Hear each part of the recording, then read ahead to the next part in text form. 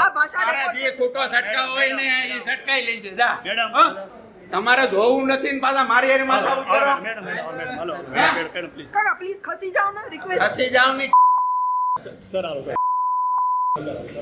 અનેક વાર સાબિત થઈ ગયું કામ હરખું કરતા નથી બધા અમને ગયો હો હશે સાહેબ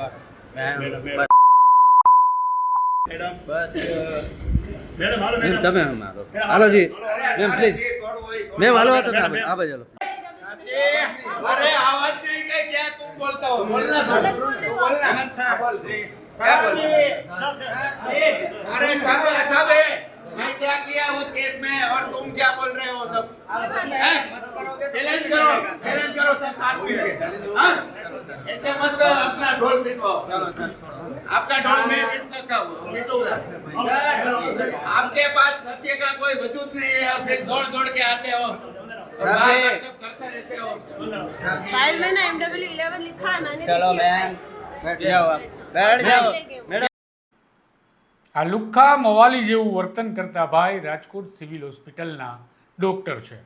વળી સામા પક્ષે પણ મહિલા ડોક્ટર છે જેઓ પીડિત છે, જેમની સાથે ડોક્ટર અશ્વિન રામાણી ડોક્ટરને શોભા ન આપે તેવું વર્તન કરતા જોવા મળ્યા છે. આ ઘટનાએ રાજકોટ સિવિલ હોસ્પિટલના તંત્રની હાલતને પણ ઉજાગર કરી છે. મહિલા ડોક્ટર કૃષ્ણા સિંગાળા દ્વારા જ્યારે સિવિલ હોસ્પિટલના ડોક્ટર અશ્વિન રામાણીને કોઈ દર્દીની તબિયત અંગેની માહિતી આપવામાં આવી રહી હતી ત્યારે આ ડોક્ટર રામાણી આ મહિલા તબીબ સાથે બાખડી પડ્યા, એ હદે બાખડી પડ્યા અને હાથાપાઈ ઉપર ઉતરી આવ્યા જાણે કોઈ લુખ્ખો માણસ સિવિલ હોસ્પિટલમાં ઘૂસી ગયો હોય. આ પ્રકારના આરોપ છે ડોક્ટર કૃષ્ણા સિંગાળાના. સમગ્ર ઘટનાને પગલે રાજકોટ સિવિલ હોસ્પિટલમાં ગઈકાલે રાત્રિના સમયે ભારે હંગામો પણ મચ્યો હતો અને કેટલાય રેસિડેન્ટ ડોક્ટર્સ દ્વારા હડતાળ પણ શરૂ કરવામાં આવી હતી. પરંતુ હવે આ મામલે રાજ્યના આરોગ્ય મંત્રી પ્રફુલ્લ પાનસેરિયાની પણ એન્ટ્રી થઈ હોવાના સમાચાર પરિવાર આપી રહ્યો છે. આવો વિગતે સમજીએ કે રાજકોટ સિવિલ હોસ્પિટલની આ સમગ્ર ઘટના શું હતી અને હવે આ ઘટનામાં શું ચાલી રહ્યું છે, આગળ શું થવાનું છે તેના વિશે. નમસ્કાર, હું છું તુષાર બસિયા અને આપ જોઈ રહ્યા છો સ્વમાન. રાજકોટની સિવિલ હોસ્પિટલમાં ગઈકાલે ગુરુવારની રાત્રે ભારે હંગામો જોવા મળ્યો હતો. કારણ હતું સરકારી તબીબ ડોક્ટર અશ્વિન રામાણી દ્વારા એક મહિલા રેસિડેન્ટ તબીબ કૃષ્ણા સિંગાળા સાથે કરવામાં આવેલી બબાલ અને અભદ્ર ટીકા ટિપ્પણીઓ અને હાથાપાઈ તો અલગ. આ મામલે પીડિત મહિલા ડોક્ટર શું કહે છે પહેલા એ સાંભળી લો. એને ઇમરજન્સી વોર્ડમાં રાખવાનું વાઇટલ્સ એના નોન રેકોર્ડેબલ તો હું એને કહેવા ગઈ કે નોન રેકોર્ડેબલ વાઇટલ્સ તમે ઇમરજન્સી વોર્ડમાં તો મોકલો. તો મને કહે કે તને શું ખબર પડે છે અને મેં શું કીધું મોટેથી બોલ એવું કર્યું એને તને કીધું હા અને પછી ફાઇલ છે ને મારી આવી તમારા હાથમાં ફોન હતો તો ફાઇલ આમ કરીને મને મારી મારો ફોન ઉડીને પડ્યો છે. CCTV માં રેકોર્ડેડ છે. સીસીટીવી રેકોર્ડિંગ છે ને હા કાઈ વાત તો આ લોકોની ભૂલ છે. નહીં તને હું કીધું કઈ ગાળ બોલી તને મોટેથી બોલ કઈ એવું કર્યું છે વર્ગીને અહીં ઊભી રહે. એક મિનિટ તો તમે સાંભળ્યું કે કેવા ગંભીર આરોપ આ પીડિત મહિલા તબીબ દ્વારા ડોક્ટર અશ્વિન રામાણી પર લગાવવામાં આવ્યા છે.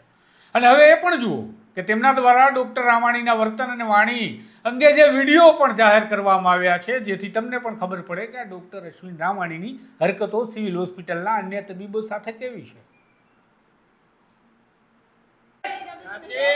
अरे आवाज नहीं गई क्या तुम बोलता हो बोलना था तू बोलना क्या बोल अरे सब सब है मैं क्या किया उस केस में और तुम क्या बोल रहे हो सब चैलेंज करो सब साथ मिलके हाँ ऐसे मत करो अपना ढोल पिटवाओ आपका ढोल मैं पिटूंगा आपके पास सत्य का कोई वजूद नहीं है आप फिर दौड़ दौड़ के आते हो करते रहते हो फाइल में ना MW11 लिखा है मैंने चलो मैम बैठ जाओ मैडम અને પાછું આવું થાય એટલે અમારી પાસે આવો તમને કોઈ કહેવા વાળું છે કે નહીં અહીં બેસી મેડમ હાલો મેડમ બોલવા દો એમને બોલવા દો. હાલો મેડમ હવે મારા પપ્પા આવશે પછી ના સારું લાગે બધું આપણું અહીં બેસો. અરે એને કરવા દો જે કરવું હોય ના સાહેબ આ હું ઉકેલી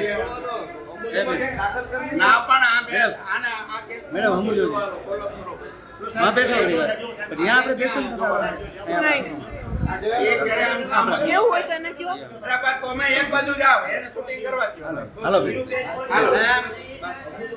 હાલો. હાલો બેન અરે પણ મેં બધું કરી દીધું એ તમે હું તમને ખબર નથી હસોડી આવો એ બેન હું આમ બોલ એ તો પતી ગયું એનું થઈ ગયું હવે.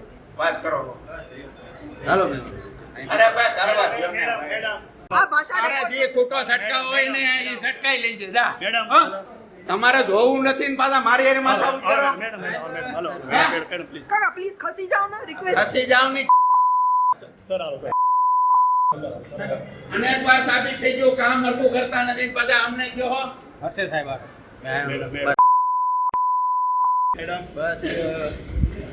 મેમ તમે હાલો હાલો જી મેમ પ્લીઝ મેમ હાલો તમે આ બાજુ હાલો. તો આમ આ સમગ્ર ઘટના બાદ સિવિલ હોસ્પિટલના રેસિડેન્ટ ડોક્ટર્સ ગઈકાલે રાત્રે હડતાલ પર ઉતર્યા હતા અને ન્યાય માટે માગણી કરતા જોવા મળ્યા હતા. જોકે આ ઘટનાની આગ વધુ પ્રસરે એ પહેલા પોલીસે પણ કાર્યવાહી કરી ડોક્ટર અશ્વિન રામાણી વિરુદ્ધ કાયદેસરની પ્રક્રિયા હાથ ધરી હતી. પરંતુ પીડિતાના પિતા દ્વારા જણાવાયું હતું કે જો રાજકોટ સિવિલ હોસ્પિટલમાં આવી હાલત હોય તો ડોક્ટર્સ અને ખાસ કરી મહિલા ડોક્ટર્સની સુરક્ષા જોખમમાં છે એવું કહી શકાય. માટે અમારી માગણી છે કે ડોક્ટર અશ્વિન રામાણી સામે કાયદેસરની કાર્યવાહી કરવામાં આવે અને તેમને સસ્પેન્ડ પણ કરવામાં આવે. પિતાની અને ડોક્ટર્સની માંગણીના પગલે તાત્કાલિક રાજકોટ સિવિલ હોસ્પિટલના ઉચ્ચ અધિકારીઓ દ્વારા બેઠક બોલાવવામાં આવી હતી. કાર્યવાહી કરવામાં આવી હોવાના પણ સમાચાર સામે આવ્યા છે અને ત્યારબાદ આજે પીડિત મહિલા તબીબના પિતા જણાવી રહ્યા છે કે રાજ્ય સરકારના મંત્રી દ્વારા જણાવવામાં આવ્યું છે કે ડોક્ટર રામાણીને તાત્કાલિક આજે સાંજ સુધીમાં સસ્પેન્ડ કરી દેવામાં આવશે. હા સર, જે હોસ્પિટલના જે સત્તાવાળાઓ છે, ડીન છે, ઓફિસ સુપ્રિન્ટેન્ડન્ટ છે, હેડ ઓફ ધ ડિપાર્ટમેન્ટ છે, બધા જ મારી દીકરીની ફેવરમાં છે અને મને પૂરો ન્યાય અપાવવાનો પ્રયત્ન કરે છે અને મને ખાતરી આપેલી છે. ઇવન જે આરોગ્ય મંત્રી છે પ્રફુલભાઈ પાનસેરિયા એને પણ મારી દીકરીને ખાતરી આપેલી છે કે આજે 6 વાગ્યા પહેલાં તમને ન્યાય મળી જશે. આજે 6 વાગ્યા પહેલાં.